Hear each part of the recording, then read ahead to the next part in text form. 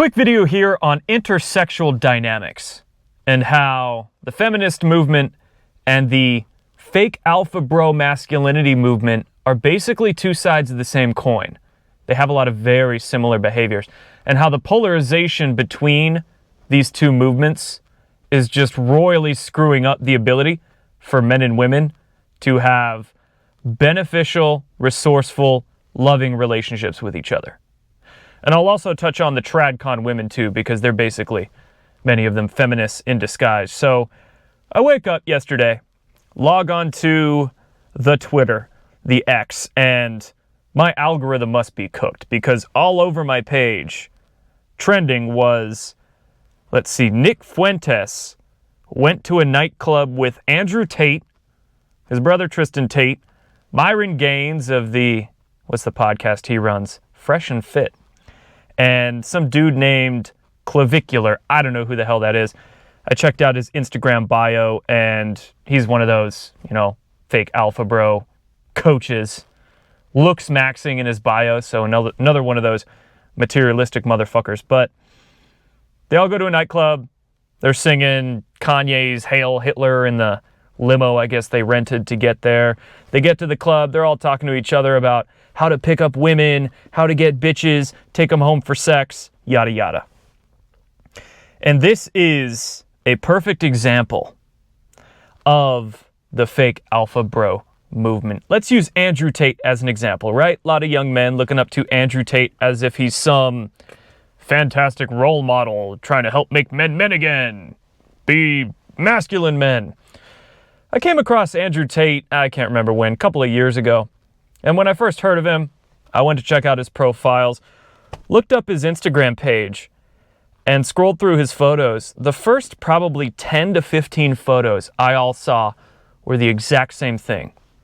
Him shirtless, with some fat gold watch on, posing in front of his Bugatti, his car collection. Same thing for like 15 photos. And that told me all I needed to know about Andrew Tate. He prioritizes materialism, money, power, fame.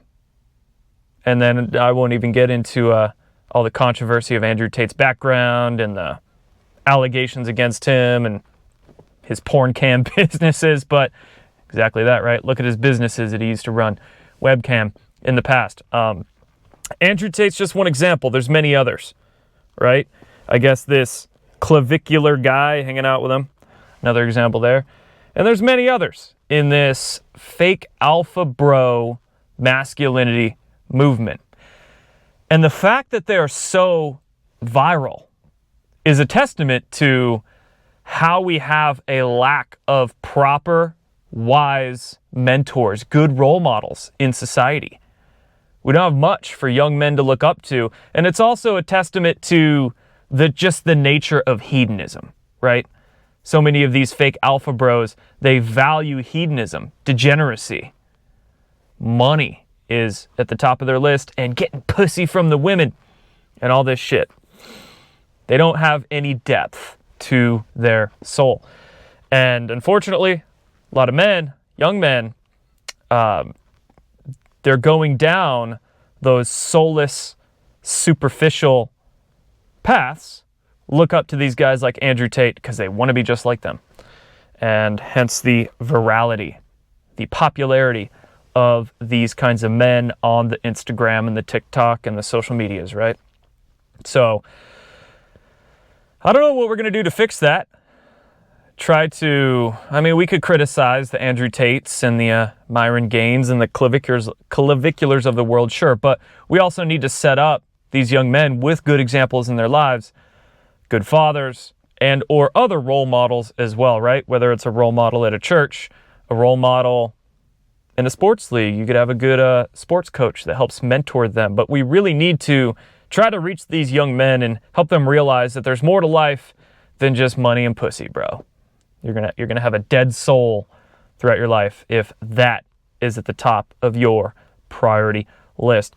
And another reason why so many young men are sort of moving to that spectrum of fake alpha bro masculinity is also the fact that they're polarizing away from the crazy feminists out there, right? You see some stats, you see charts of sort of the gap, the widening between young men and young women and their political leanings. You've got young men, high school, early 20s, the Gen Z generation. They are either staying the same or moving toward the right, more conservative leaning. And then women are going hard left, particularly over the last 5 to 10 years. The widening of the gap between young men and young women. Young men kind of going right, young women going like hard left and getting sucked into the feminism bullshit.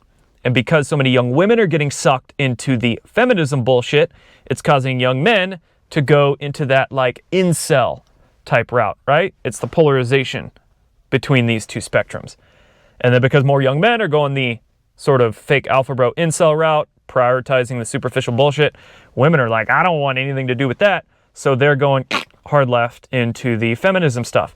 And when you boil down these two movements, they really have a lot of the same habits, behaviors, same values. Fake alpha bro masculinity movement, it's all about me. What can I get? I want to get money. I want to get sex. I want to get superficial watches and Bugattis and shit like that, right? That is their idea of success. Really, that's what we need to redefine for young men and young women is what does success mean? You really think success is getting bitches at the club and starting some coaching business online so you can make $100,000 a month? Is that success to you? So it's all about selfishness. It's very self-aggrandizing. You look at fucking Andrew Tate, self-aggrandizing. All these other dudes in fake alpha bro land. Selfishness, self-centered behavior. Same thing with the feminists. I am a strong, independent woman. I don't need no man. I have a career. Success to them is money. Same thing as the incel movement over here. Success is money. Success is independence.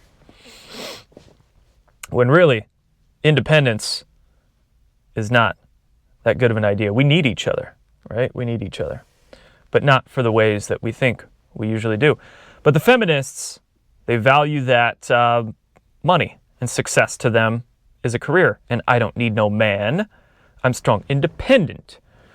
You know, men should do the same equality, all the equality bullshit. So, and I won't get into that on how equality is a crock of shit, but same behaviors, same values. They're basically two sides of the same coin. And because they're just hating each other, it's really causing fertility rates to drop, right? And the ability for men and women to have beneficially resourceful relationships with each other. The selfishness that each side has, right? What do you bring to the table? What do you bring to the table? I am the table. What do you bring? It's there's a lack of humility between both these sides. Their idea of success is all skewed. It's so shallow. It's so superficial. And they end up just, you know, the men hate the majority of the women hate the majority of the men, and they blame each other when really it's them doing it to their fucking selves, right? It's like, you're the reason why men hate women, lady. And dude, you're the reason why, like you and your friend's behavior are the reason why women hate men. Lacking self-awareness completely. So, I don't know, you know? I envision, like, sure, we could talk about the infertility rates and how fertility rates in the country are dropping. A lot of people are likening that, blaming that on people are so toxic, shit food, lack of nutrition, their bodies just literally can't make a baby because they're so poisoned and malnourished. But that's one reason. But another reason infertility rates are dropping are the fucked up intersexual dynamics caused by feminist movement and also caused by fake alpha bro movement. And both those movements are kind of the same damn thing. And so many women are getting sucked into feminism because they themselves are lacking good mentors in life as well, right? The women are good female role models to look up to, and also male role models, you know. But also the men are lacking good role models. Both men and women. Young men are lacking good female and male role models, and young women are lacking good male and female role models. the fathers for the men and the women and the mothers are just creating these entitled children, right? Daddy's little girl. The men that raise the girls, that love them no matter what and can never tell them no, they're raising entitled women. And then sort of the same thing on the male end of the spectrum. So anyway, both sides of the same coin. Feminism and manonism, maybe we could call it the manosphere, as I've heard it termed before. And quick thought on the Tradcon women, right? So again, look at the behaviors and the habits of the Tradcon, those traditional conservative women, where they want to go back to our roots, yet they don't realize the world is completely different than it was 50 or 100 years ago. So there is no real roots to go back to. You have to create new paths going forward. But these Tradcon women,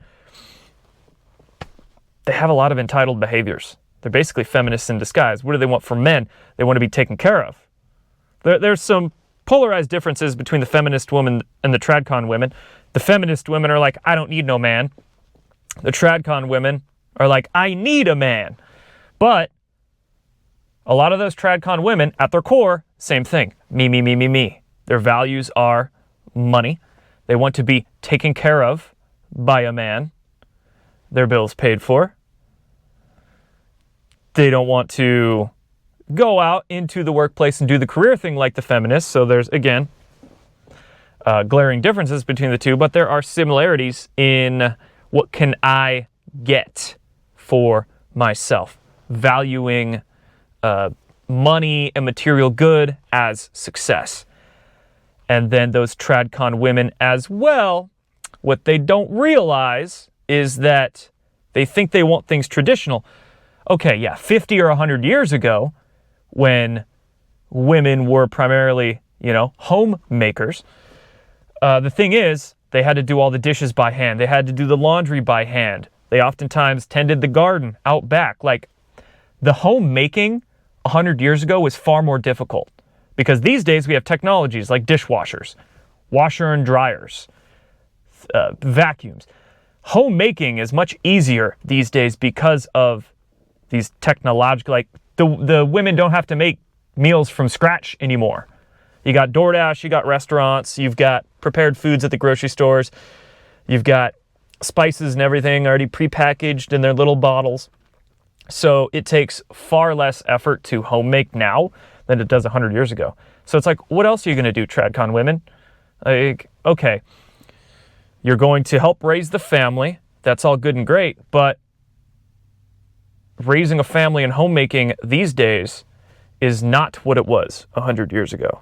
But the Tradcon women don't want to go out and do anything else. They just want to be taken care of by the man and put on a pedestal.